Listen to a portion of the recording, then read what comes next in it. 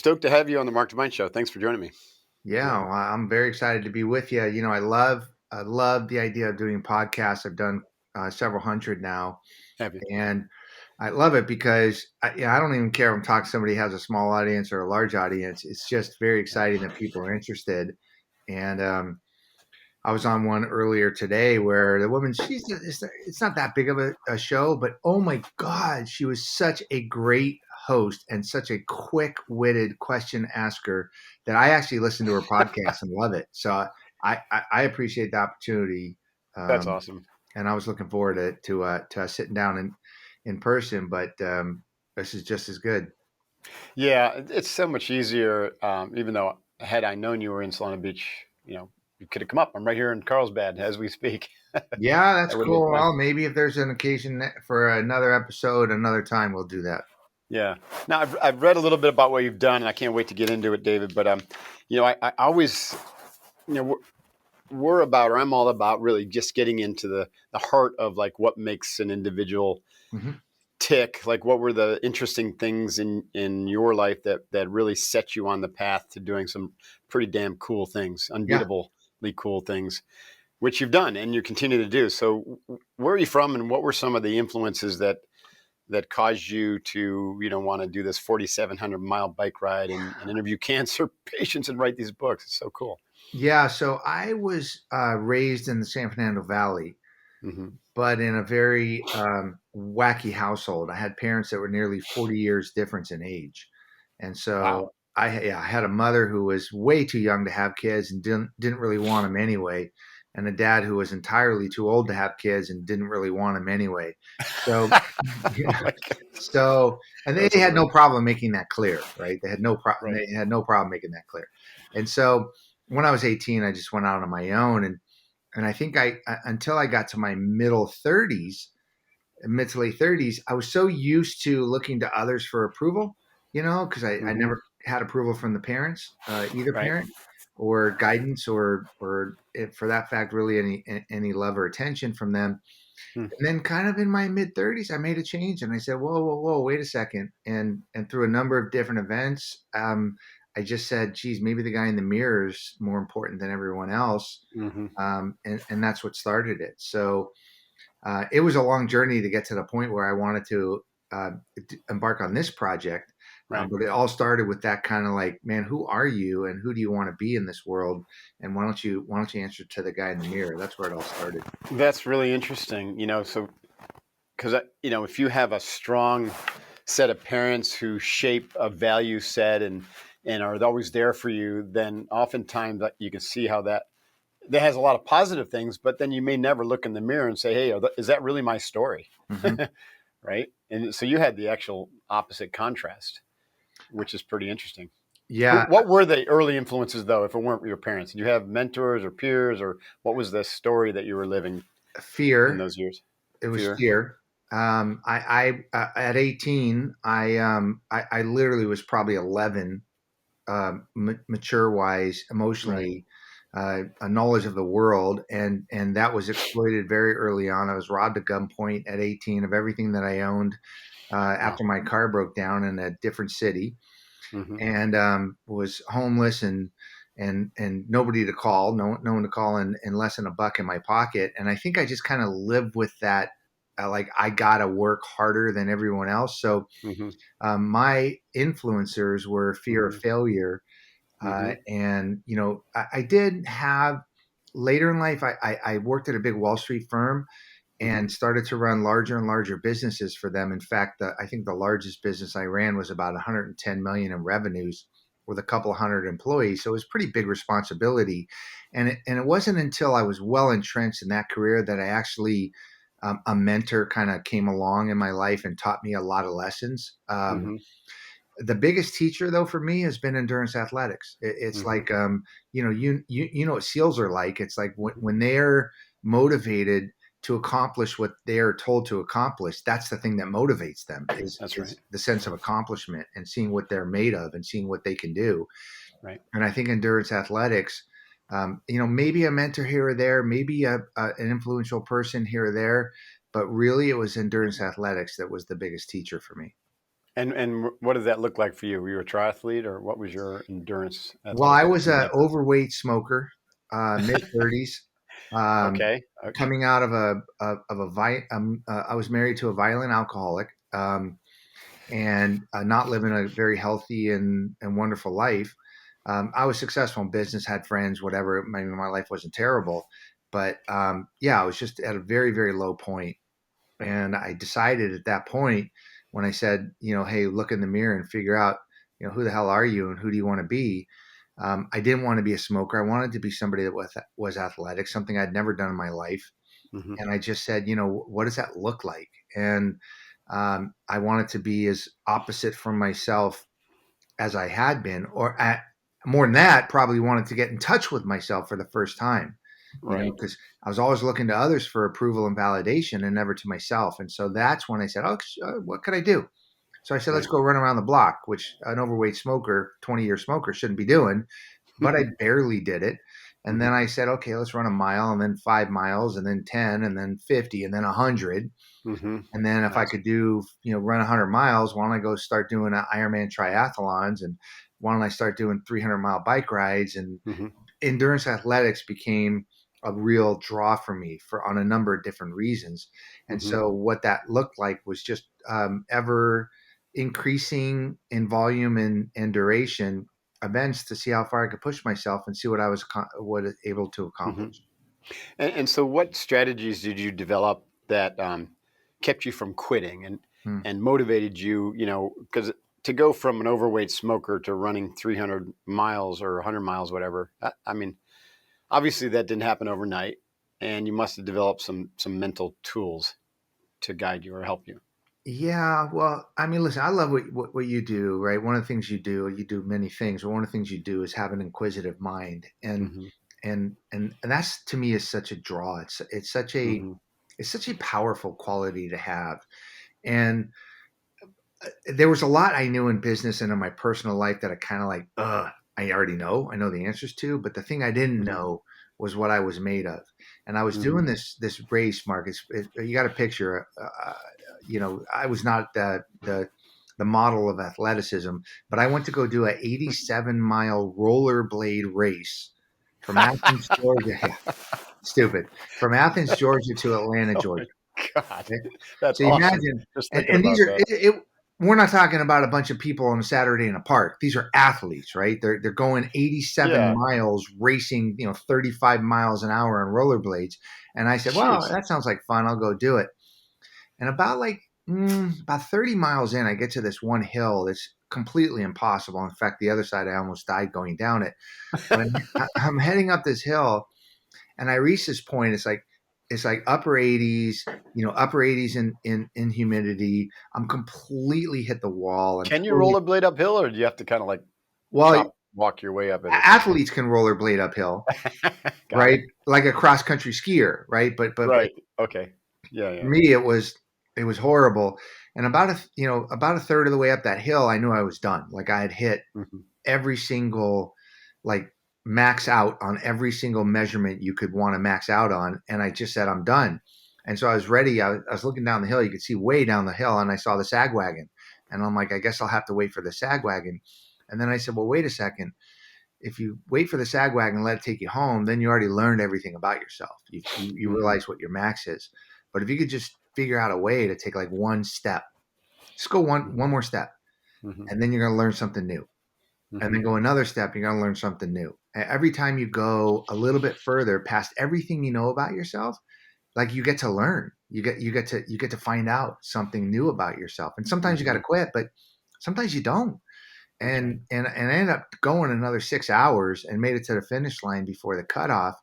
And the thing that I remember is the most is what a feeling of euphoria it was to go, okay, I get to discover something new about myself. And Hmm. that was the thing that motivated me to continue and still motivates me to continue to try to do crazy things, is because it's not like, I'm not putting myself in peril or anything. I'm not climbing mountains without a rope or, doing something crazy. I'm just seeing how far can I push myself. And it's really neat to know that it's oftentimes way more than you think it is. Right. I think that's amazing, and I love that kind of metaphor or that idea that you know you can always take another step and learn something new. I mean, that is powerful. Yeah. And I fully agree with that. I mean, that's one of the ways we teach SEAL candidates, to get through Hell Week is, just do that next thing.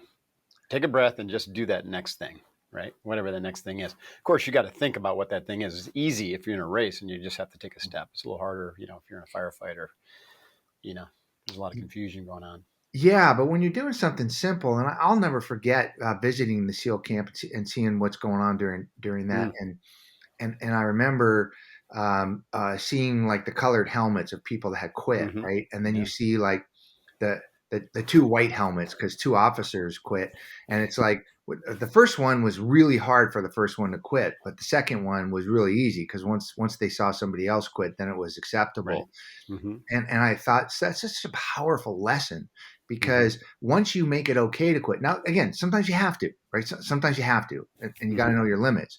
But once Right. you make it okay to quit, it becomes a lot easier to Hmm. quit. And once you Hmm. just say like, no, let me just see what I can find. Let me see if I can go just one more step, just go a little bit further, just not find a way to not quit. It becomes a little bit easier to not quit. Once your mind is wrapped up around this is my limit, it's much easier to hit the limit. That's right. Well, and there's a lot of mental framing, right? So if you are injured or you're going to kill yourself, recusing yourself from killing yourself is not quitting. That's Right, smart, right? right, That's right, smart. right. But if you got more to give and you're feeling sorry for yourself, Yeah. right? And you think, oh, I'll come back at this another day, that's quitting, right? There are different things here. Yeah, especially Mark on things that you decide to embark on your own, right? Hmm. I'm not doing this for any noble purpose, right? I mean, yeah, some of the events are have a good a purpose to them, but I'm saying like doing ultra endurance events, like nobody's looking, nobody's watching, nobody's paying Right, me to do it. right. There's no noble purpose in going to do an Ironman or running 100 miles. So, it's kind of like, well, if you're just doing it for yourself, then don't worry about it, right? There's no like Yeah. if you need to quit, you need to quit. There is a noble purpose, though, David, in growth, right? Yeah. I think that is one of our primary reasons for being in this, human body is to grow, is to evolve. And if you're not doing that, then you're not serving yourself or the world. And I think that's a big message for both of us, right? It's like get out there and challenge yourself to grow and recognize that if you're not growing, then guess what's happening? Yeah. You're actually declining or sliding backwards or devolving. Hmm. I think That's that's true, especially as you get to a certain age. You go through you know, the the natural growth phase of the human body mind, and then it gets to a turnaround point, and then the body and the mind will go back in the other direction unless you push hard against that inertia. Yeah, I agree. And there's so many lessons in what you just said. Reminds me of doing ultra marathons and this thought process of don't give in when you're feeling too good, right? Don't don't Mm-hmm. don't lose your mind when you're feeling too good. And when you're feeling really bad, when you're in a deep, deep valley, just figure out a way to take one step forward because it will eventually get easier, right? Right. You will adapt, you'll gain extra muscle memory, whatever it is. Just Right. figure out a way to, even if you need to slow down and crawl, just take one step forward. Eventually it's going to get easier. And it's a wonderful lesson to learn and something to bring to your quest to Right. open up avenues to your audience, to Right. continue to grow your business, to learn what you can do for Yeah. others. I mean, it's a great thought process for I agree. your whole self. Now you said something profound. Like the pity party will end, but there's certainly a way to accelerate your way through the pity party, and I think positive dialogue, internal self talk is really important. So what do you tell yourself when you're in the pity party starts to come on in an endurance race? I try to frame it. It's a good question. I try to frame it, right? Because if you build a little experience, then you can say, "Hey, you've gotten through worse," right? Or Hmm. you know, It could um, always be worse. Yeah, that's a it could great always one. be worse. That's one. And number two, I really love the idea of being fortunate enough to not have to do these things. Like I get to do these things. I'll tell you Hmm. a quick story. This is Yeah, what. please. So I tell myself this stuff all the time. So I'm getting ready to do my very first 50-mile run, and it's in the desert in Vegas the last weekend in June. It's called Running with the Devil. So it was like It's hot. 120 degrees, some nonsense. And I showed up to the start line late, and like 5 minutes late, parked, raced, got my stuff together. And then the first quarter mile is like straight uphill. And I'm like, really? We're going to do a 50-mile race, and it's the first quarter mile has to be uphill, and I got to catch up to everybody. And I turn the corner, and this guy holding up a sign saying it's only 95 degrees out. Good luck.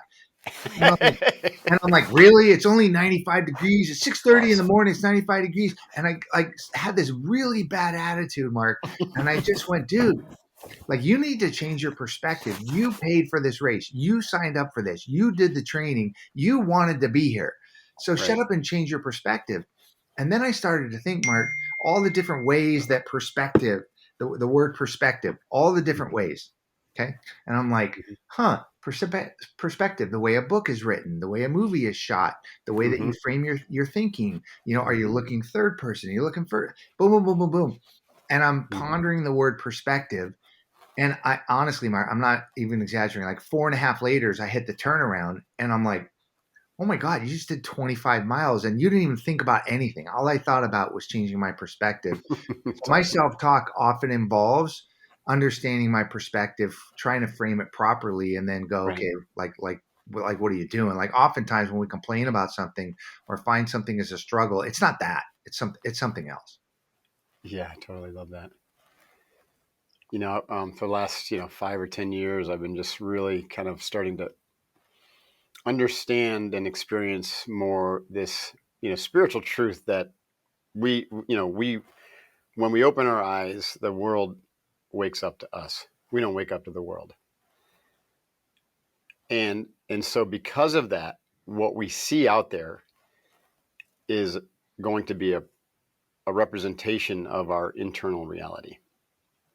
And that's called a perspective. Mm-hmm. And so you can look out of the world and see, fear, devastation, war in Ukraine, you know, pandemic, this or that. And you can contract into fear and make that your story for the day. Or you can look out of the world and see beautiful ocean and beautiful trees, beautiful people, Mm-hmm. right? Everyone navigating their own little world, right? And then your perspective is like, wow, I want to be of service, and I want to go grow today, and I want to experience the best possible world that I can today because I'm the creator, I'm the author of this thing. Mm-hmm. Two very different ways to live. Yeah. One is really powerful. The other is kind of the victim uh, of the world's circumstances, and you're just kind of a pinball in that. And Yeah. most people live in that first world, by the way. Sure, and look, and sometimes circumstance makes you have to have a bad perspective or whatever. But most people can change that. I remember I had some employees, and I was telling them I was getting ready to go do this 50-mile run over in Catalina, and I remember one of my employees going like, "What the hell are you running from?" And I go, No, I'm running I'm towards something, right? exactly. I go, I'm not running from anything. I'm running towards something. And they go, oh, some finish line. And I go, no, I just Right. running to learn. Like I'm running towards what am I going to find out? What am I going to learn? And I love that. That's true. And I've interviewed a ton of people who are like hyper endurance athletes who just have to do the next achievement, like Mhm. have to be the next person who's the only person of this ilk who's climbed Everest, or, what I'm saying? Put some numbers on the board kind of thing. And I asked that question too to a Navy SEAL friend of mine who's just an extraordinary athlete and everything. I said, when you do these things, are you running from something? And his answer was, yeah, my childhood. Ah, And I was like, that's interesting, because I think I was doing that for a while myself. And I mhm. realized that eventually you got to change that script as well, Yeah, otherwise. I kind of can very much relate to that. I on my 4,700-mile bike ride around the country for the Cycle Lives book that I did. I solved some problems that Mm, showed me that one of the things that I had been that was driving me was some issues from my childhood, and I actually hmm came up with a little bit of a solution for it. And Nice. I wouldn't Have you have. done it, by the way? Have you done any therapy and trauma work as a result of, I've or not on your done journey? any profession. I did a little bit of therapy around um, trying not to be so overwhelmed with being the recipient in a Yeah. in an abusive relationship, because as a hmm man sometimes that's an issue. Yeah, especially for if you're a sure. bit of a personality or an alpha male or whatever. You have a lot of confidence and a lot of drive. I had some issues with that, and talk to somebody, just to learn how to process that. But most, my biggest therapist has been long, and I mean long, open roads and Yeah. dirt roads, and a lot of really purposeful self talk. I have done therapy primarily because I married a therapist. So Mm, listen, heard me that before. helps. It's like I didn't have any choice. My wife was like hauling me by the ear, and so I'm grateful for that. But I would admit also that it was, especially like SEAL training for me, Hell Week, just paddling around Coronado Island, stroke for hours and hours and hours, and the endless long swim, 6 hours in the water in the open ocean, and endless runs and rucks, and all the endurance sports. I was a triathlete before then, and the martial arts, right? So all of these experiences in rowing and swimming where you're just alone with yourself, and you're doing this repetitive, like swimming back and forth, 4 or 5,000 meters with your breath, with your mind. I never did like the long stuff that you did, unless you can. Mhm, Hell week is that because you never sleep. But, endurance sports has a really therapeutic quality, and it's multidimensional too, right? So mhm. you have to face your thoughts, and then you have to, once you get through that, then you have to face the emotions, or sometimes the other way around, right? And you have to change your story or else you quit or you don't do Yep. it. So there's so much there that I think listeners can really glean. But then if you could then pair that with skillful means and what I call an emotional coach to help uncover some of the deep patterns that are conditioned from early childhood, then you Mhm. have a 1-2 punch that's really, really powerful. Yeah, and that's kind of aligned with exactly the reason why I went into the Cycle of Lives book, was to kind of shed some light on and rewire that nonsense that was built during our adolescence and young adulthood. Mhm. And for me, I had way too much garbage stored up and vaulted away Mhm. until I finally took that look in the mirror, and then and I mean that metaphorically and really, like, I really stood in front of the mirrors and Mhm. stared at myself for a couple hours, going, "Dude, like, who are you and who do you want to be?" Mhm. Right? But yeah, until I did that, I wasn't able to solve those issues. Right. And talking to somebody that's a professional is super important. Finding Mhm. ways to have a new way of talking to yourself and discovering about yourself is another way too. Yeah. Besides the work you do on the road, or, your endurance training and your bike, do you have a contemplative or meditative practice? Well, writing is very contemplative Yeah. and Okay. meditative for me. Mhm. That's number one. Number two, I also like to immerse myself sometimes in art. I do like Yeah. mosaic tile work, Oh, which cool. is also contemplative and meditative, but I Yeah. don't purposefully sit down and do, TM or anything like Mhm. that. Mhm. Um, uh, just because I find it's easier to quiet my mind when I'm also doing something. Mhm. Mhm.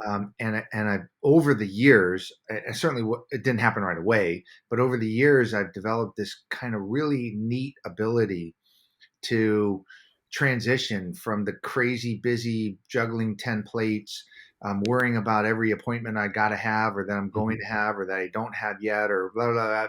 Like I can transition from that mindset to a very quiet, contemplative mind when I lace on running shoes or when I get on my bike. It's only a couple of minute transition to kind of shut Mhm. that one side of my brain off and open up the meditative, Mm. contemplative side of my brain. So Mhm. that's another reasons why I continue to do endurance athletics, is because it makes me have to train a lot, and training a lot allows me the ability to visit that space on a very regular basis. Right. I love that. Well, I mean, any type of contemplative meditative practice has to be trained, just like physical training, right? It's not something you Right. do once in a while. And I Right. really agree with you. I think that particularly Western and men, but it could be personality based. We have a bias toward action, and so sitting down and just doing nothing is hard, right? You just want to do something, and so Yeah. the question is, what are you going to be doing that is training your mind? It's like wax on, wax off, wax on, wax off. You have to. have a repetitive action, and endurance sports are perfect for that. But you can do an endurance sport and just mess around in your mind and not have the impact that we're talking about. So that's where internal dialogue and breath, synchronizing breath and dialogue, or having a mantra, you know, and also, like your perspective. That was like, talking about perspective is almost became a mantra for you. Like it focalized your mind. It became a concentration practice. Mhm. And within that, you probably synchronize your breathing, or you already have a natural breath pattern, inhale 3 steps, exhale 3. That's what I was, or mine was. And then you just get into these really long flow states. And in the flow states, you're training your mind. Your mind is basically rewiring itself, plasticity Yep. wise. And then you never go back. So that training session changes you forever. And then you do it again and again and again. And so that's no different than meditation, in my view. Can I give you an example of Please, exactly that? please. So I've done now 18 full Ironman distance races, and I am ridiculously calm at the beginning of each one of these races. Now, it's not always the most calming thing to do to go do an Ironman triathlon, but I'm ridiculously calm. And I'll tell you why I know I'm ridiculously calm, because when I went to go do my first half Ironman, I was completely out of shape. I had no business. This was like 5 months after I stopped smoking. So you could imagine I was Mm-hmm. not a guy that should be doing a half Ironman. But I kind of had like this, oh, I could do it. So I go up to Northern California where it is, and they have one of these wave starts. So, Mm-hmm. different age groups going at different times. Mine wasn't the first, so I got to go to the start line and watch people take off. And when I got to the start line mark, I'm like, holy crap, like everybody looks like you. I mean, they're like a freaking Greek god. Like they got no fat. They're all wearing Speedos, with not an Yeah. ounce of fat on They're them. all Must tan, got these huge they're thighs. Yeah, yeah. tan, and they're walking around with these massive legs and just like looking like they own the world. And I Yeah. go, what the hell are you doing here? Like, whoa, my God, you're such a fraud. You're this, fat little smoker kid. You have no business being here. I'd never done any of those distances on my own, let Mhm. alone together. I go, you're just a fraud. Everybody's going to laugh at you. You're going to be the last guy out of the water. And I went, and I almost talked myself into leaving and going to the car. And then the gun went off, and the wave takes off, and one dude turns over and he starts reverse dog paddling, and another guy is like dog paddling to the side because he doesn't know how to swim. And one guy starts swimming in circles, and I started laughing to myself. I'm going, man, if they don't care what anybody thinks, what the hell are you doing? Nobody's watching you. Nobody cares. Just go out Right. there and do your best. So when I get to the beginning of any kind of a race, although maybe sometimes there's a little apprehension or a little bit of nervousness, I'm pretty calm because I Mhm. know I'm only going to do the best that I can do for me, and like nobody's watching and nobody cares. It's such a wonderful thing, you know? Right. And that's the shift you talked about earlier of doing it for yourself and not for others. Yeah, Not caring, not letting other people shape your reality, shape yeah, your own reality, because after all, it is your world that wakes up to you. Instead yeah. of you waking up to someone else's world and worrying what, how they're going to influence your Yeah, reality. there's a word I learned recently, Mark, that describes that. It's called Sonder. It's Sondert? Sonder, Sonder, and Sonder is a description, a word describing when you had first knowledge, or when you have knowledge of the fact that you're actually just a passerby in other people's lives, and they're just a passerby in yours. And Hmm. it's like, when do you realize that it's your life? Like you just said, it's your That's life, and cool. you got to I live love it. that. Everybody's living their own life. That sense of Sonder, it's such a wonderful, empowering, beautiful thought to It know is. that we're all, when we can, we're all just living our lives trying to do the best we can. And if somebody's having a bad day and they look at you funny, I mean, it's not you, it's them. They're having a bad day. Don't we all do that? It's That's like right. it's so easy to reframe your mind frame when you really realize people are just living their lives. Yeah, and that Sonder moment, and then and on the other side of that, when you live from that, is when you really can be of service, because you look out at the world and say, "What this individual, is struggling because they're still living someone else's story or someone else's life, and I can help Absolutely. them. I can help Absolutely. change their perspective." That's what authors do. That's what you do. That's what I Yep. do. That's awesome. Tell me about winning in the middle of the pack. I love that title, by the way. Ah, What's that all about? well, thank you. I learned so many lessons running very large businesses, and I learned a lot of lessons in life, right? Don't we all? Hmm. And then I also learned a lot of lessons in endurance athletics. And I thought there's a lot of parallels between Hmm. running 100 miles and getting through a difficult relationship and running $100 million business. There's a lot of parallels. And I thought Hmm. that this winning in the middle of the pack idea is like I'm never going to be LeBron James, and I'm Hmm. never going to be Elon Musk, and that's, I have no problem with that. There's Hmm. there's only a few people that are as iconic could be, but Hmm. I'm also never going to be the guy that's living off his parents' couch in the basement when he's Hmm. 35, Hmm. or the person that's going to not pay their child support or be out to harm. I'm never going to be either end of those spectrums, right? Right. Right. And neither is 99.9% of the world. We're somewhere in the middle. And I Hmm. believe that the people on either end of those spectrums, they could care less what anybody else thinks, right? Hmm. Oprah Totally. Winfrey doesn't go looking for advice; she gives it, right? She could care less. Michael Jordan doesn't care what people say; he just does what he does. And I love that idea because in the middle of the pack, I feel like we're looking to our bosses or our spouses or our kids or our parents or whatever for support or approval or to give us some type of validation. And it's like, well, in the middle of the pack, nobody's looking, nobody cares. Like, just do it for yourself. So how can Mm. you win in the middle of the pack is just saying, knowing that you got to winning is doing the best that you can do, being the best Mhm. person you can be, doing the best that you can do, making the best of whatever situation you're in, or at least trying to. Mhm. That's what winning in the middle of the pack is. Because if Oprah Winfrey signed up for the LA Marathon in March, everybody would watch her. Nobody's going to watch me, and that's a really neat thing Yeah, and no because one would expect her to come in first. no, they wouldn't. They definitely wouldn't. But my point is that I really love the idea of this winning in the middle of the pack. So I wrote that book, which just talks about each chapter is kind of a culmination. It's a combination of a business, a life, and an endurance athletics story that kind of Mhm. teaches a lesson. Some of the lessons that you mentioned earlier that we Mhm. all know, but I try to give it a little more form. Like Mhm. peaks and valleys, like Yeah, yeah, knowing when not to quit or knowing when to quit, or right. looking how when to help others, these type of things that I told stories about. And it just is this mind frame of being in the beautiful middle of the pack where nobody's looking, and you can just be free to do the best you can do. I love that. I you said that, there's nothing it's nothing new, but it's a new perspective on some perennial principles, right? And Hmm. I've heard that said that there's really nothing new under the sun. I mean, I don't know if it's exactly true. I think there's sometimes you can see some new technologies and new thoughts that are like an evolution of an old thought, but at the same time, I think a lot of people hold back their gifts because they think, well, geez, like a Navy SEAL might be, Divine's already said that, or Jocko's already done that. You know what I mean? Yep.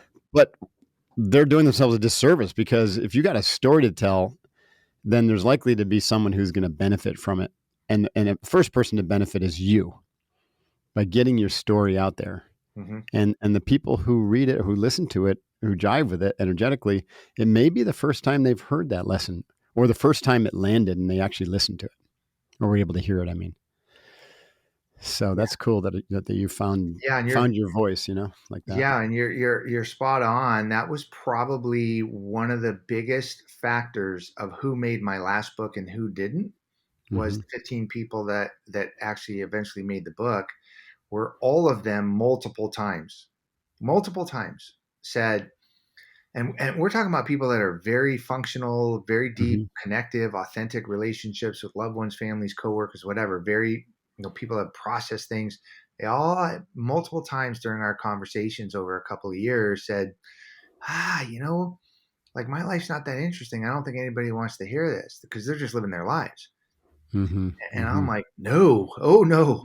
It's yeah, we got to get there because it is interesting, and everybody does have a story to tell, and a little bit of Hmm. a spin on how you got through something could Hmm. have a profound effect on even just one other person. You have to tell that story.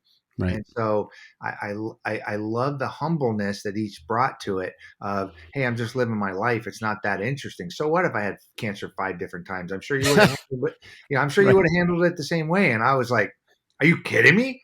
Like, Right. Right? What are you talking about? That's not interesting. Oh, I was on the last boat that left Vietnam on the fall of Saigon. Literally, the night of the fall of Saigon, I was on one of the last three barges. But you know what? My story's not that interesting. And I'm like, what?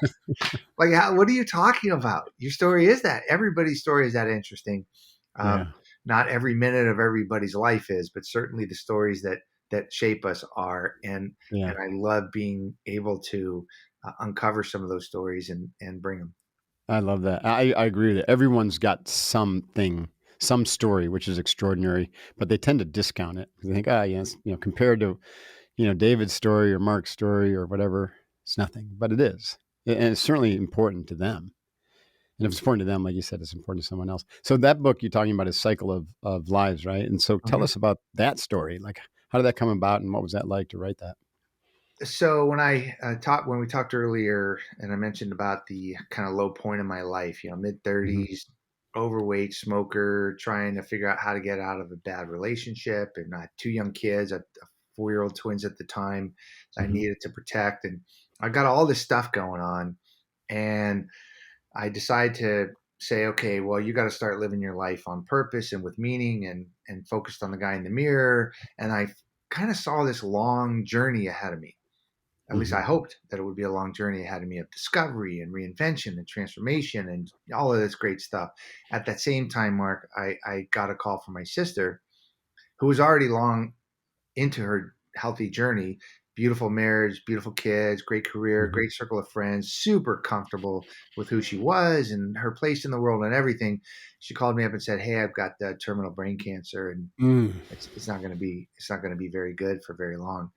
Oof. And I thought to myself, wow, isn't that crazy that, in relation to the one person that knows the traumas of my childhood, the one person who's overcome in such a better way than I have, and living her best life. And, and, and here I am afforded the opportunity to embark upon this long journey of discovery and reinvention and transformation and becoming a better me. And she's on the same time frame going down a journey that's going to be to the end of her life, not very long from now.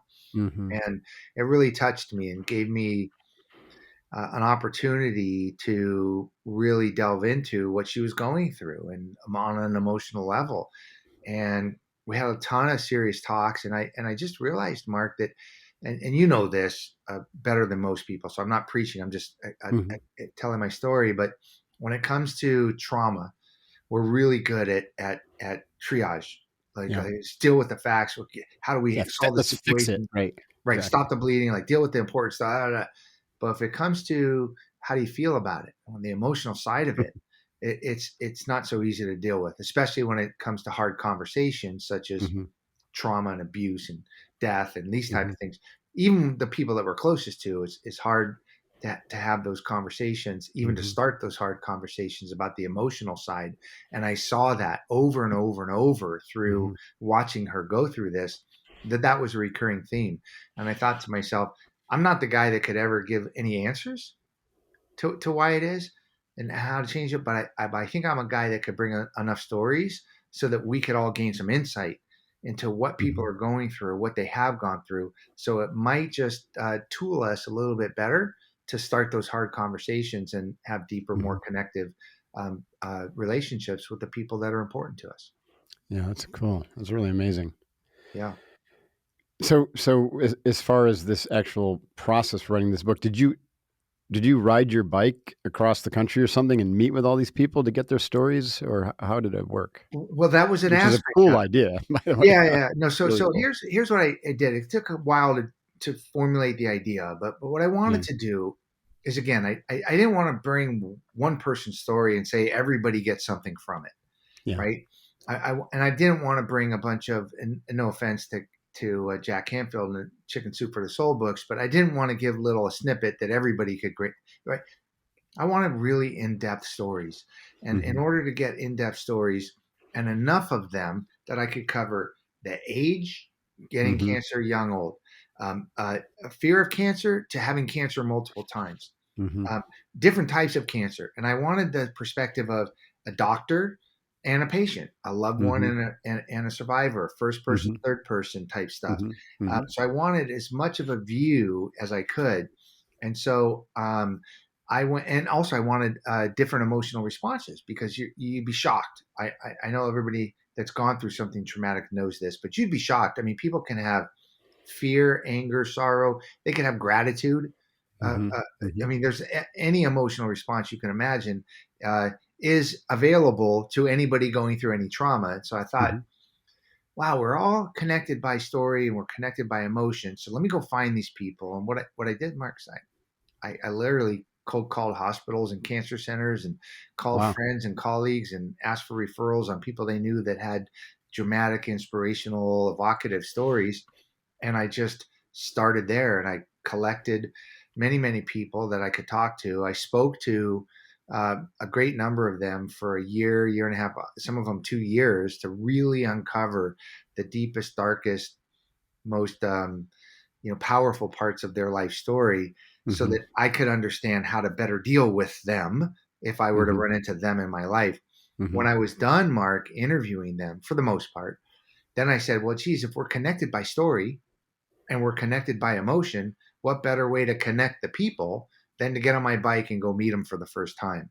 And That's and cool. so that was the like one more angle, one more perspective to the story, and it allowed me to meet a ton of people along the way, allowed me to kind of process my own grief and issues that I was having or had my whole life, and allowed me to contemplate their stories and allowed me to connect everything in a different level. So what started out as a gimmick, right, Mm-hmm. connecting all the people via the bike ride, what was an integral part of the whole project. I can imagine, especially after, after talking to these people and then contextualizing them in the totality of all these stories, and then riding up and meeting them and then riding away and reflecting.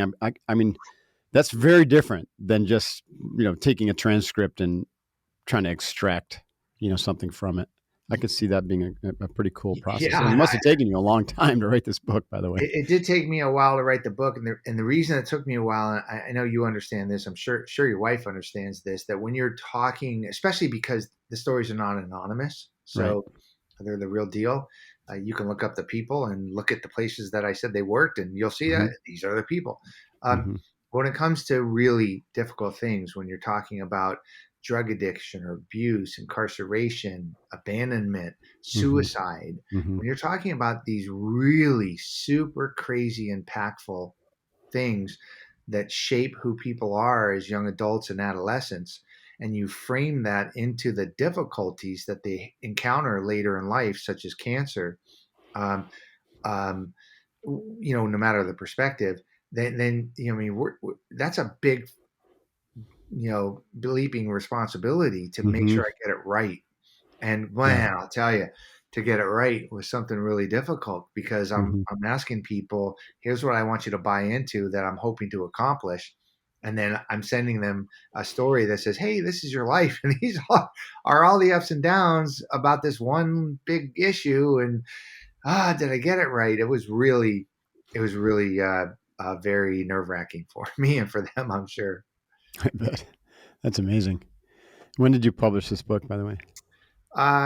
Just under 2 years ago now, Okay. it was published, and took, like I said, took a while to write the book, make sure I got everything correct, get everybody sign off on it. Uh, Fortunately, the stories were terribly inspiring and beautiful, and really Mm. reflected everyone's experience really Hmm. well.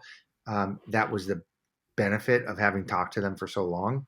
Hmm. Uh, it got rewritten, and you know how books go. They get Yeah. edited and rewritten in a million Hmm. different times and ways.